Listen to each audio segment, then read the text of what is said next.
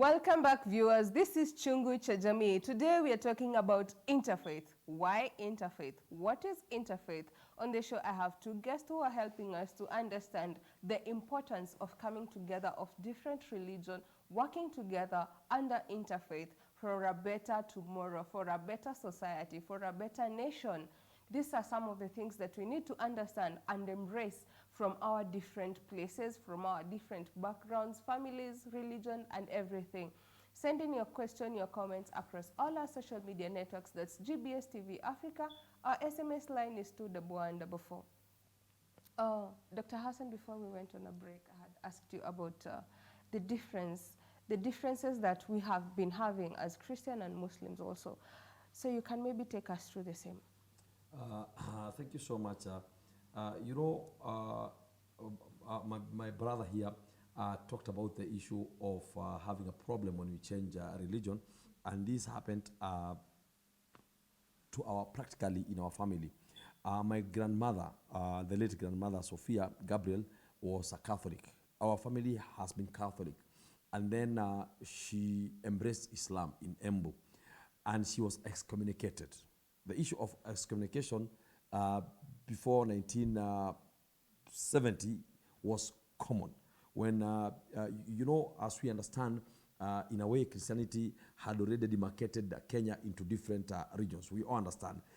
When you go to Meru, of course, you understand it is Methodist. When you go to some areas, it is Anglican. When you go to some areas, it is Adventist. When you go to those areas of Nyanza, you realize that that's where we have Adventist and Legio Maria and the rest.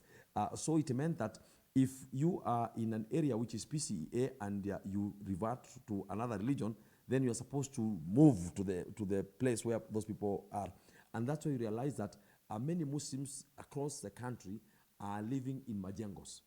Because majengos were small slums in town where Muslims could now live together.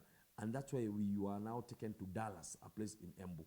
And this created a lot of problem in our family because now we didn't even know where we are. Some people call us Mbweri. Some call us, there's just problem. So the issue is, it should be allowed to everyone to have the freedom of religion. Because even Allah in the Holy Quran told us Muslims, قل يا أيها الكافرون لا أعبد ما تعبدون ولا أنتم عابدون ما أعبد ولا أنا عابد ما عبدتم ولا أنتم عابدون ما أعبد لكم دينكم ولي دين. Meaning, tell those people who don't believe in Allah. You know, the word kafir means someone who don't believe in existence of Allah, God. So calling a Christian kafiri is very wrong because a Christian believes in God. Calling a Jew kafiri is very wrong because a Jew believes in God. What do we call them? What are we supposed to call them? Quran says, "Qul ya ahl al-kitab." Say, all the people of the book. Which book? The Bible for Christians. Which book to the Jews? The Torah. "Qul ya ahl al-kitab." Say, all the people of the book. "Ta'alaw ila kalimatin sawa'in baynana wa baynakum." Come, all of you. Ila kalima, to a word, sawa'in baynana wa baynakum, which neutralizes all of us together. Allah na'budu illa Allah. The first thing we have to agree, all of us, we have to worship none but God. Muslims call him Allah. The English people call him God. In our culture, we call him Ngai. In the Luo, they say Nyasai.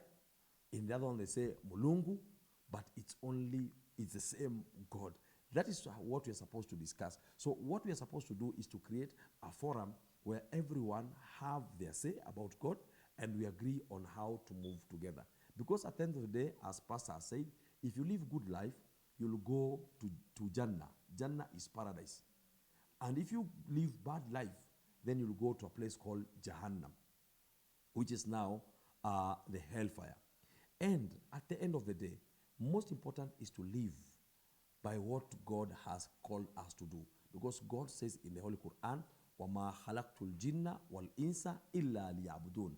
I have not created the jinn and human being, but only to worship me, to worship God. So we are all supposed to worship God in the best way, and the best way is to live with everyone with clean hearts. Yes. Thank you so much. And the same. Maybe you can add on to that, Pastor James. I really thank God for allowing such forums to happen. Also, thank you, GBS TV, for giving us such a platform. Because you can see we are fighting for nothing, actually. Why should we talk over it that we may harmonize it? If we harmonize it, then this would be the love of God towards us. When I read my Bible, in the book of John chapter 3, verse 16, says, "For God so loved the world." He did not mention some section of the people. He said all. So if I talk to somebody, then I'm expressing the love of God to him. If I try to explain my faith to him, I'm expressing the love of God to him.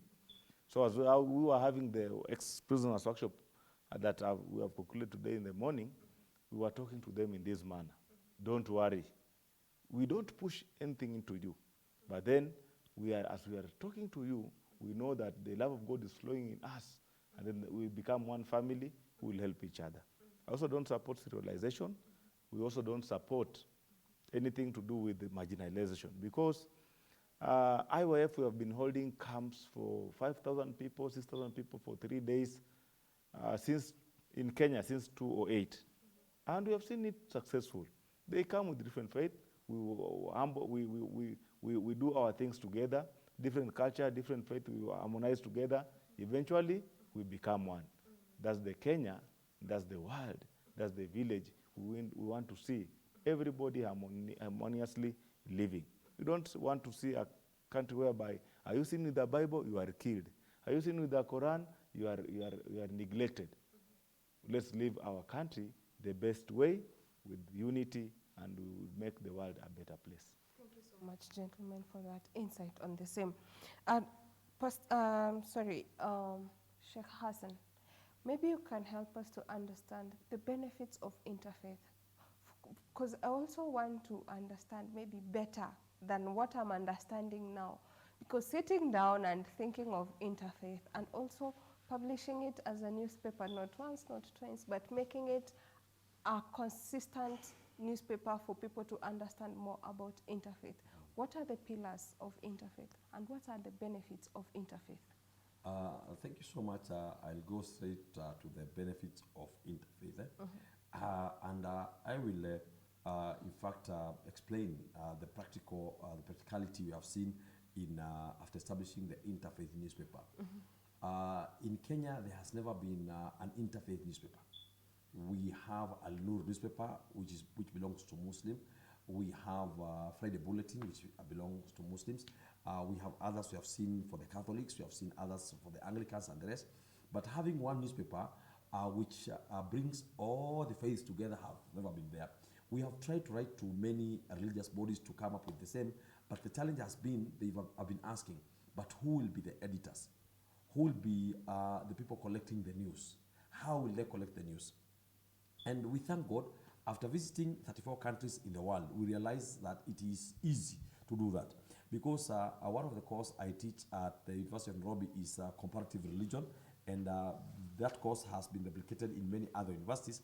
And anyone who attends that course in my class, we make sure that we must take you to 5 religious places.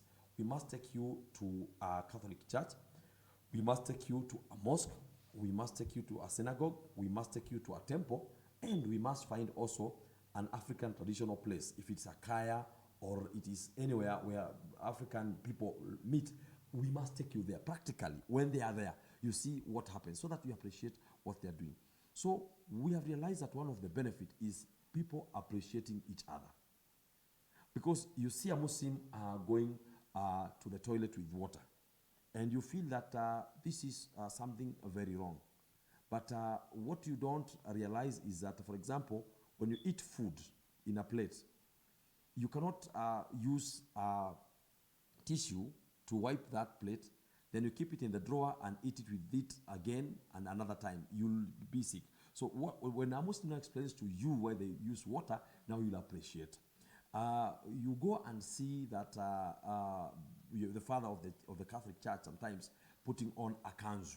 Because there's someone who, when they see me in a kanzu, they feel that, no, this is not a good dress. But you have forgotten that even bishop puts the same. You have forgotten that all other religious leaders do the same. Our only difference is this kofia. Ours is this one, but them sometimes they put the small one. So when you start doing that, you appreciate the religion. Number two, it brings love between people from different faith. Because, for example, for many years we have been doing what we call interfaith iftar. You know, Muslims eat together during Ramadan. But we at Peace League Africa, in collaboration with Interfaith newspaper, in collaboration with the Chance Publishers, Kenya Institute of Foreign Languages, and Professors and International Jamii of Languages and Professors, we have always have something called Interfaith Iftar. We already had it some times back, where we invite people from all religions to have iftar with us. That has brought a lot of love amongst us. The third one is trust. You know, there's a lot of mistrust. I'll give you a good example, Ms. Mugo. When you realize when we had the issue of constitutional change in the country, there was the issue of Kadhi courts. When the issue of Kadhi courts came, that is actually which nearly broke Fungamano. Because some people are believing that we must also have courts for all other religions. But what they are not understanding is that in Islam, there are three things which can only be legalized in an Islamic way. The issue of Muslim marriage cannot be done like any other marriage. The issue of Muslim divorce cannot be done like any other. And the third one, the issue of inheritance. Islam has automatic way of inheritance which never change, it will never change, and it will never be changed by anyone. So those were the three key areas which Muslims requested that can we have the Kadhi courts. And remember, Kadhi courts are not new in the constitution. They have been there even before independence of this country. And there was an agreement between the British and the Sultanate of Oman that when you take over my sultanate and make it part of Kenya, then the Kadhi courts will still be there. So we realize that for those Christians who had understood Islam, they saw no problem because they realized that it's only three. But for those who didn't understand, they were saying, no, you know, these people now will start taking us to court, cutting our hands. No one has ever been cut their hand. That is the only challenge we have. You realize that when you do interfaith also, there's this issue of understanding each other. There are people who tell you that when you revert to Islam, some people will come with a coconut and beat your head. And sometimes they'll take even the eggs and put them in some areas. So there are times I've reverted some people to Islam. And then they told me, but Sheikh, no, you have not done what's supposed to be done. I can't see a coconut with you. I cannot see an egg. All those are just stories. But when you sit with Muslims, they explain to you things you understand. And the fifth one, which is the most important one, is tolerance. When you start understanding religions, then you start tolerating the religions. I'll say this. Before entering university, I was an imam because I dropped out of school in Form 2 first week, and Form 1 I had only studied for only 1 week. So I studied only 2 weeks in secondary school. I stayed out for 10 years. I became a very good imam, but I could not understand Christians. I could see everything they are doing, to speak the truth, filthy. I could not understand. But somewhere God talked to me and told me, go and do something else. And this came after a lot of work. And when I'm talking of God talking to me, my friends, don't take me out of Islam. What I mean is that, you know, the thoughts we have in our brains many times, it is God making us think of those thoughts. So the thoughts were coming to me. Why don't you go back to school? I went back to school. And when I went back to school, actually, I only sat for KCSE. And I passed to go to university. At the university, people wanted me to take Islam. I said, no, let me take Christianity. So I started Christianity at the University of Nairobi. And I can assure you, you go back to my transcript, I almost got everything A in Christianity, including the New Testament Bible, the Old Testament Bible, I got an A. So that's when now I started becoming a very good interfaith person in this world. In Masters, I took interreligious dialogue. PhD, I took Islamic leadership. But what I'm saying, at my house, I have more than 10,000 books. A third of those books are interfaith books. The Bhagavad Gita, Bible with all its versions. And almost 3 weeks back, we came up with an interfaith bookshop at Karandini Market. I think it will be the only, it's a first interfaith bookshop in this country, where when you go, there's a section of all Christian books, and then the other corner is for all Muslim books, the other corner is for Hindu books, the other corner is for Jain book. Why? Because we want, when you go there, irrespective of your faith, to get to learn all the other religion so that you can appreciate them and tolerate each other. Thank you so much, Dr. Hassan, on that detailed information about the benefits of interfaith. But we'll take a short break, then I'll come back to you, Pastor James, with some question. Viewers, I hope you're learning as much as I am. I hope you're taking notes. I hope you're writing down your question. Continue sending them across all our social media networks. That's GBS TV Africa. Our SMS line is 2114. We'll be back shortly.